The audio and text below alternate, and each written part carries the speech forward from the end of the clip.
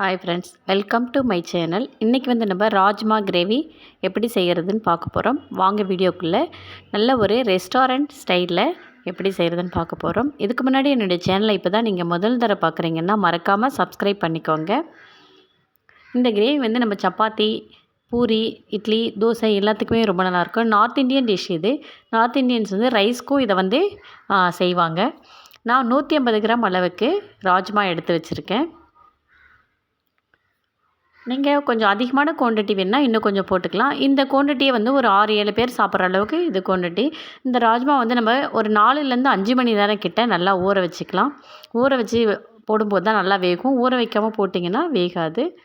நல்லா ஊறினதுக்கப்புறம் இப்படி எடுத்து அமுத்தி பார்த்தோம்னா இந்த நசுங்குது தோல் மேலே வந்ததுன்னா நல்லா ஊறிடுச்சுன்னு அர்த்தம். இந்த ஊற வச்ச ராஜ்மாவை நம்ம குக்கரில் முதல் வேக வச்சு எடுத்துக்கலாம். 3 இல்லை 4 விசில் விட்டு வேக எடுத்துக்கோங்க. நல்லா குழைய வெந்தால் தான் கிரேவி ரொம்ப நல்லாயிருக்கும். குக்கரில் விசில் விட்டு எடுத்துக்கலாம்.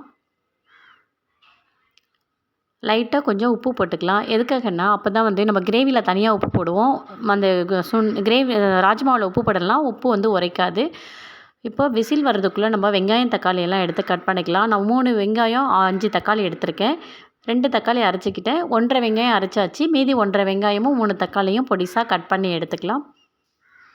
அரைச்சி போடும்போது தான் அந்த கிரேவி ரொம்ப நல்லா நமக்கு டேஸ்ட் கொடுக்கும். நல்லா ஹோட்டலில் இருக்க மாதிரி ஒரு கல்யாண வீட்டிலலாம் சாப்பிடுவோம் இல்லைங்களா, அந்த மாதிரி ஒரு டேஸ்ட்டு கொடுக்கும் நமக்கு.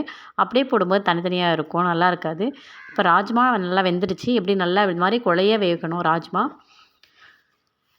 இந்த ராஜ்மாவில் இருக்க தண்ணியை தனியாக எடுத்து வச்சுக்கலாம். பச்சை மிளகாய் நான் எடுத்து வைக்க மறந்துட்டேன். அதனால் 2 பச்சை மிளகாய் கட் பண்ணல, சும்மா லைட்டாக கீனி வச்சுருக்கேன். இப்போ ஒரு கடாய் எடுத்துக்கலாம். அந்த கடாயில் ஒரு 2 இல்லை 3 குழிக்கரண்டி அளவுக்கு எண்ணெய் விட்டுக்கோங்க. எண்ணெய் பத்தாட்டி மறுபடியும் கொஞ்சம் எண்ணெய் விட்டுக்கலாம். 2 பட்டை, ஒரு 4-5 கிராம்பு, 2 ஏலக்காய், ஒரு பிரிஞ்சி இலை, 1/2 டீஸ்பூன் அளவுக்கு சோம்பு, 1/2 டீஸ்பூன் ஜீரகம்,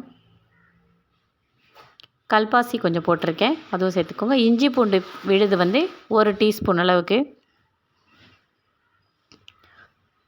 இஞ்சி பூண்டு விழுது எல்லாம் போட்டதுக்கப்புறம் கொஞ்சம் ஒரு 2 செகண்ட் போல் கொஞ்சம் வதக்கி விட்டுக்கலாம்.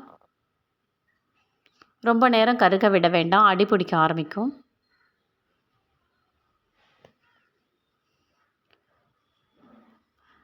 ஒரு 2 செகண்ட் போகிறது நம்ம நறுக்கி வச்சுருக்க வெங்காயத்தையும் இதோடவே சேர்த்துக்கலாங்க. அதில் ஒரு தக்காளி விழுந்துருச்சு, பரவாயில்ல. வெங்காயம் நல்லா ஒரு கண்ணாடி பதத்துக்கு வர அளவுக்கு நல்லா வதக்கி விட்டுக்க. கொத்தமல்லி தலையும் அதோட கொஞ்சம் வதங்கும் போது கொஞ்சம் கிரேவியில் இறக்கும்போது கொஞ்சம் போட்டால் எப்போவுமே நல்லாயிருக்கும். உப்பு தேவையான அளவுக்கு போட்டுக்கலாம்.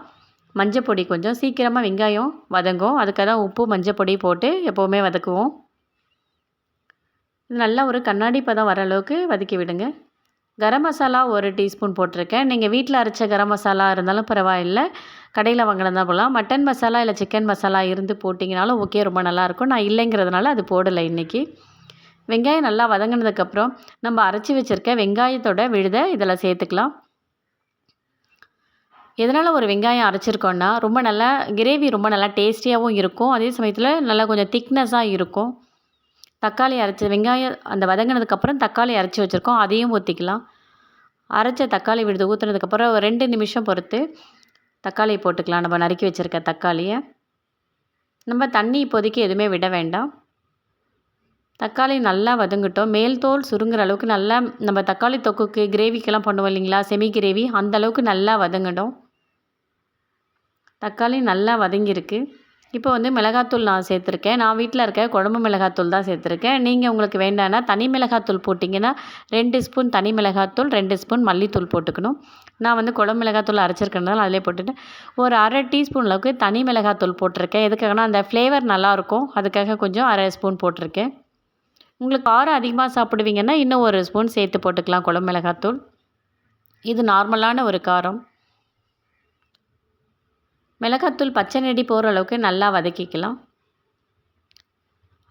இப்போ ராஜ்மா வேக வச்ச தண்ணி இருக்கும் இல்லைங்களா, அதை கொஞ்சமாக ஊற்றி ஒரு ஒரு 2 இல்லை 3 நிமிஷம் வரையும் நல்லா கொதிக்க விட்டுக்கலாம். உங்களுக்கு அப்படியே கிரேவி மாதிரி ஈவினிங் ஸ்நாக்ஸ் அந்த மாதிரி சாப்பிட்ணுன்னா நீங்கள் தண்ணி கூட ஊற்ற வேண்டாம். அப்படியே இப்போ ராஜ்மாவை போட்டு கிளறி கொத்தமல்லி போட்டு அப்படியே சாப்பிட்லாம், நல்லாயிருக்கும். ஒரு 2 நிமிஷம் பொறுத்து இப்போ வேக வச்சுருந்த ராஜ்மாவை இதோட சேர்த்து ஒரு 5 நிமிஷம் போல் நல்லா கொதிக்க விடுங்க.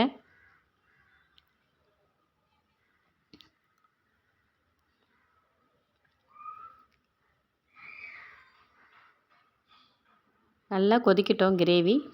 அப்போ தான் நல்லா இருக்கும். உங்களுக்கு திக்காக வேணுன்னா கொஞ்சம் நேரம் நல்லா திக்னஸாக கொதிக்க வச்சுக்கோங்க. இறக்குறதுக்கு முன்னாடி நம்ம நறுக்கி வச்சுருக்க கொத்தமல்லி இலையை வந்து அதோடவே சேர்த்துக்கலாம்.